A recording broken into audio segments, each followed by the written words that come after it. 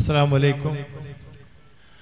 ಬೇಳೂರುಕಟ್ಟೆ ಮಂಜ ದರ್ಗಾ ಶರೀಫ್, ಈ ಮಂಜದಲ್ಲಿ ಅಂತ್ಯವಿಶ್ರಮ ಹೊಂದುತ್ತಿರುವಂಥ ಔಲಿಯಾರವರ ಹೆಸರಿನಲ್ಲಿ ಪ್ರತಿ ವರ್ಷ ನಡೆಸಿಕೊಂಡು ಬರುತ್ತಿರುವಂಥ ಈ ಒಂದು ಉರು ಸಮಾರಂಭದ ಸಮಾವೇದಿಕೆಯಲ್ಲಿ ಹಾಸಿರರಾಗಿರುವಂಥ ಎಲ್ಲ ನನ್ನ ಪ್ರೀತಿಯ ಧಾರ್ಮಿಕ ಸಾಮಾಜಿಕ ಕ್ಷೇತ್ರದ ನಾಯಕರುಗಳೇ, ಕಾರ್ಯಕ್ರಮದಲ್ಲಿ ಭಾಗವಹಿಸುತ್ತಿರುವಂಥ ಎಲ್ಲ ನನ್ನ ಪ್ರೀತಿಯ ಸಹೋದರ ಸಹೋದರಿಯರೇ, ಮಂಜ ಈ ಒಂದು ಉರೂಸ್ ಕಮಿಟಿಯ ಅಧ್ಯಕ್ಷರೇ, ಪದಾಧಿಕಾರಿಗಳೇ ಮತ್ತು ನನ್ನ ಸ್ನೇಹಿತರೆ, ತಾವೀಗಾಗಲೇ ಝೈನಿ ಉಸ್ತಾದರವರ ಅತ್ಯಂತ ಆಕರ್ಷಕವಾದಂಥ ಎಲ್ಲರೂ ಅರ್ಥ ಮಾಡಿಕೊಳ್ಳುವಂಥ ರೀತಿಯಲ್ಲಿ ಬಹಳಷ್ಟು ಒಳ್ಳೆಯ ವಿಚಾರಗಳನ್ನು ತಾವೆಲ್ಲ ಕೇಳಿದ್ದೀರಿ.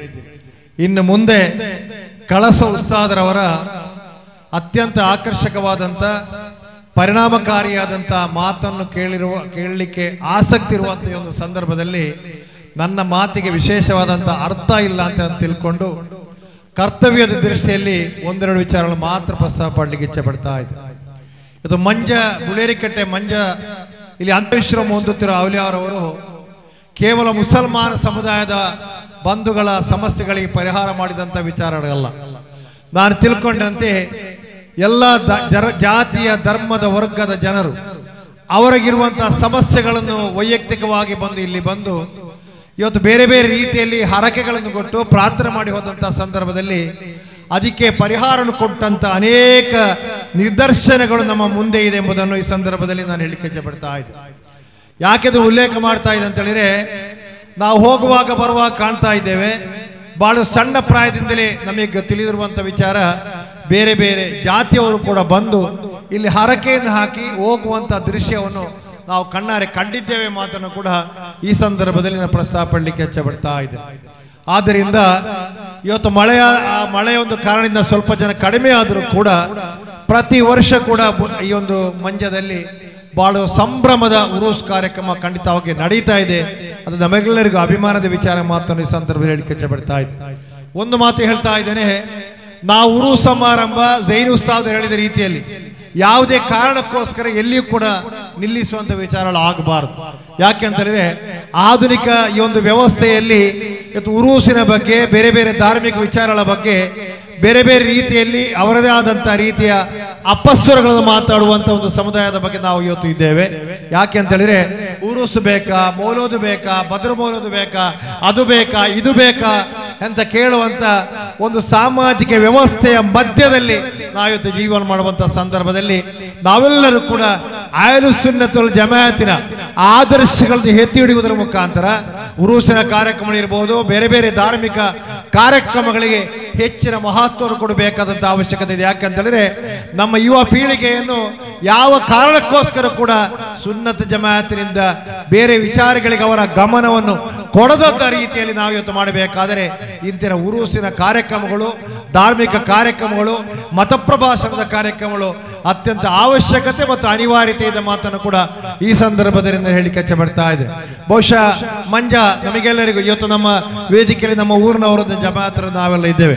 ಯಾವ ಸಂದರ್ಭದಲ್ಲಿ ಕೂಡ ವೈಯಕ್ತಿಕವಾಗಿ ನಮಗೇನಾದರೂ ಸಮಸ್ಯೆ ಬಂದರೂ ಕೂಡ ನಾವಿಲ್ಲಿ ಪ್ರಾರ್ಥನೆ ಮಾಡುವಂತ ವಿಚಾರ.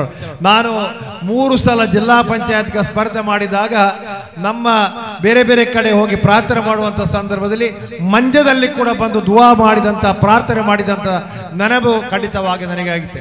ಎಲ್ಲ ಚುನಾವಣೆಯಲ್ಲಿ ಕೂಡ ಇಲ್ಲಿ ನಾವು ಗೆಲ್ಲುವಂತ ಅವಕಾಶ ಕೂಡ ಆಗಿದೆ. ಇದರ ಅರ್ಥ ನಮ್ಮ ಯಾವುದೇ ಕಷ್ಟ, ಸಮಸ್ಯೆ, ವಿಚಾರಗಳಿಗೆ ಪರಿಹಾರ ಕೊಡುವಂತ ಈ ಒಂದು ಮಂಜ ಉರೂಸಿನಲ್ಲಿ, ಮಂಜದಲ್ಲಿ ಅಂತ್ಯವಿಶ್ರಾಮ ಹೊಂದುತ್ತಿರುವಂತಹ ಔಲಿಯಾರ ಉರೂಸನ್ನು ಇನ್ನೂ ಕೂಡ ಹೆಚ್ಚಿನ ರೀತಿಯಲ್ಲಿ ನಾವು ಇವತ್ತು ಮುಂದೆ ಕೊಂಡು ಹೋಗಬೇಕಾದಂತ ಅವಶ್ಯಕತೆ ಇದೆ ಮಾತ್ರ ಮತ್ತೊಮ್ಮೆ ಈ ಸಂದರ್ಭದಲ್ಲಿ ಹೇಳುತ್ತಾ, ನಾವಿವತ್ತು ಮುಸಲ್ಮಾನ್ ಸಮುದಾಯದ ಅನೇಕ ಸಮಸ್ಯೆಗಳನ್ನು ಇವತ್ತು ಎದುರಿಸುವಂತಹ ಸಂದರ್ಭದಲ್ಲಿ ಇವತ್ತು ನಮ್ಮ ವಕ್ಫ್ ತಿದ್ದುಪಡಿ ಕಾಯ್ದೆ ಇರಬಹುದು ಅಥವಾ ಬೇರೆ ಬೇರೆ ವಿಚಾರಗಳಿಗೆ, ವಿಶೇಷವಾಗಿ ದಕ್ಷಿಣ ಕನ್ನಡ ಜಿಲ್ಲೆ ಒಂದು ರೀತಿಯ ಕೋಮು ಭಾವನೆಗಳು ಹೆಚ್ಚಾಗಿ, ಕೋಮು ಇವತ್ತು ಕಲಬಗಳಿಗೆ ಇವತ್ತು ಬೇರೆ ಬೇರೆ ರೀತಿಯಲ್ಲಿ ಪ್ರೋತ್ಸಾಹ ಕೊಡುವಂತ, ಅದಕ್ಕೆ ಒಂದು ಶಕ್ತಿ ಕೊಡುವಂತ ಸಂದರ್ಭದಲ್ಲಿ ನಾವೆಲ್ಲರೂ ಕೂಡ ಒಟ್ಟಾಗಿ ನಿಜವಾದ ಮುಸಲ್ಮಾನರಾಗಿ ಇವತ್ತು ಪವಿತ್ರವಾದಂಥ ಕುರ್ಆನ್ನಲ್ಲಿ ನಮಗೆ ಯಾವ ರೀತಿಯ ಸಂದೇಶಗಳನ್ನು ಇವತ್ತು ಕಲಿಸುವಂತ ವಿಚಾರಗಳಾಗಿದೆ.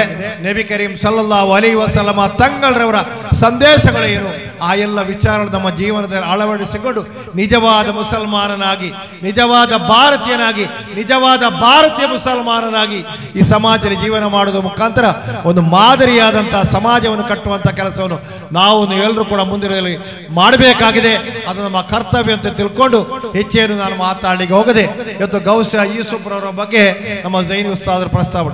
ನಾವಿವತ್ತು ಗೌಸ ಯೂಸುಫ್ರವರಿಗೆ ವಿಶೇಷವಾದಂಥ ಪ್ರಾರ್ಥನೆ ಇವತ್ತು ಮಾಡಬೇಕು.